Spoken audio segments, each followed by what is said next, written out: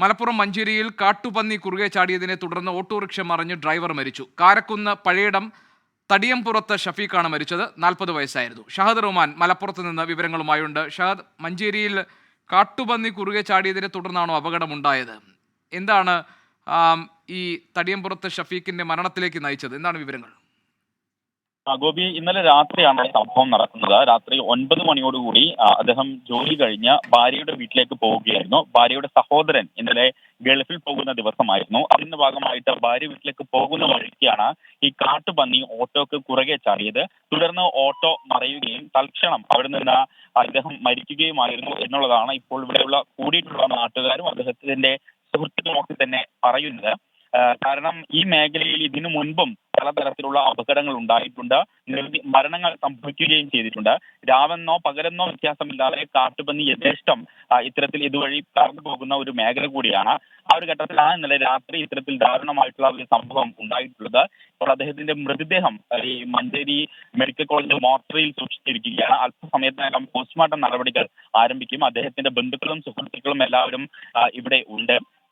ഉച്ചയ്ക്ക് 1 മണിയോട് കൂടിയിട്ടായിരിക്കും ഈ ചടങ്ങുകൾ, അതായത് സംസ്കാരം ഉൾപ്പെടെയുള്ള ചടങ്ങുകൾ നടക്കുക എന്നുള്ളതാണ് ബന്ധുക്കൾ ഇപ്പോൾ അറിയിച്ചിട്ടുള്ളത്.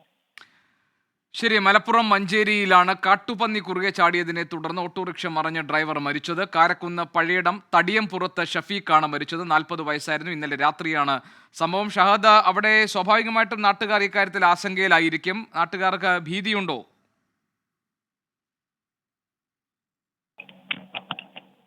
ഷഹദ്, ശരി, മറ്റു വാർത്തയിലേക്ക്. ഷഹദ് റഹ്മാനായിരുന്നു വിവരങ്ങൾ നൽകിയത് മലപ്പുറത്ത്. ഷഹദ്, കേൾക്കാമോ?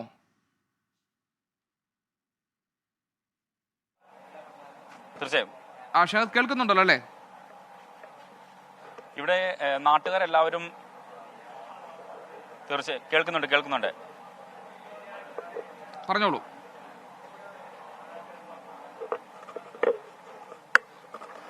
നാട്ടുകാരെല്ലാവരും തന്നെ, നാട്ടുകാരും ഒപ്പം തന്നെ ബന്ധുക്കളും ഇപ്പോൾ ഈ മോർച്ചറിക്ക് സമീപമുണ്ട്. നമ്മൾ നിൽക്കുന്നത് ഈ മോർച്ചറി പരിസരത്താണ്. അദ്ദേഹത്തിന്റെ ബന്ധുക്കളും അതുപോലെ തന്നെ സുഹൃത്തുക്കളും എല്ലാവരും തന്നെ ഈ മോർച്ചറി പരിസരത്തുണ്ട്. ഇന്നലെ ഈ അപകടം നടന്ന ഘട്ടത്തിൽ അദ്ദേഹത്തെ ആശുപത്രിയിലേക്ക് കൊണ്ടുവന്ന ആളാണ്. ഇന്നലെ എപ്പോഴായിരുന്നു ശരിക്കും ഈ സംഭവം നടന്നിട്ടുണ്ടായിരുന്നത്? സംഭവം ഒരു 9:10 മണിന്റെ ഉള്ളിലാണ്. ഈ മേഖലയിൽ സ്ഥിരമായിട്ട് ഇത്തരത്തിൽ ഈ കാട്ടുപന്നീന്റെ ശല്യമൊക്കെ ഉണ്ടാകുന്ന ഒരു മേഖലയാണോ? സ്ഥിരമായിട്ട് കാട്ടുപന്നീന്റെ ശല്യമുണ്ട് അവിടെ. ഇന്നലെ ഇത് ഓട്ടം നേരെ മറയുകയായിരുന്നു. എന്താ ചെയ്തിട്ടുണ്ടായിരുന്നത്? അതെ. പിന്നെ ഞാനവിടെ വന്നപ്പോൾ അവിടെ ഓട്ടോ പിന്നെ ആള് റോഡിൽ കിടക്കുന്നതാണ് കണ്ടത്. അപ്പോൾ ഉടനെ തന്നെ നമ്മൾ ഹോസ്പിറ്റലിൽ കൊണ്ടുപോവുകയാണ് ചെയ്തത്.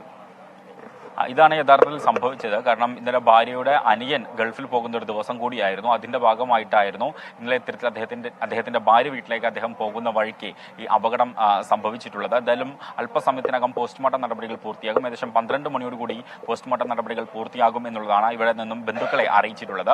1 മണിയോടുകൂടിയായിരിക്കും ഖബറടക്കം ഉൾപ്പെടെയുള്ള ചടങ്ങുകൾ നടക്കുക. ശരി, ക്ഷമിക്കണം ഗോപി. ശരി ഷഹദ് റഹ്മാനാണ് വിവരങ്ങൾ നൽകിയത് മലപ്പുറത്ത് നിന്ന്.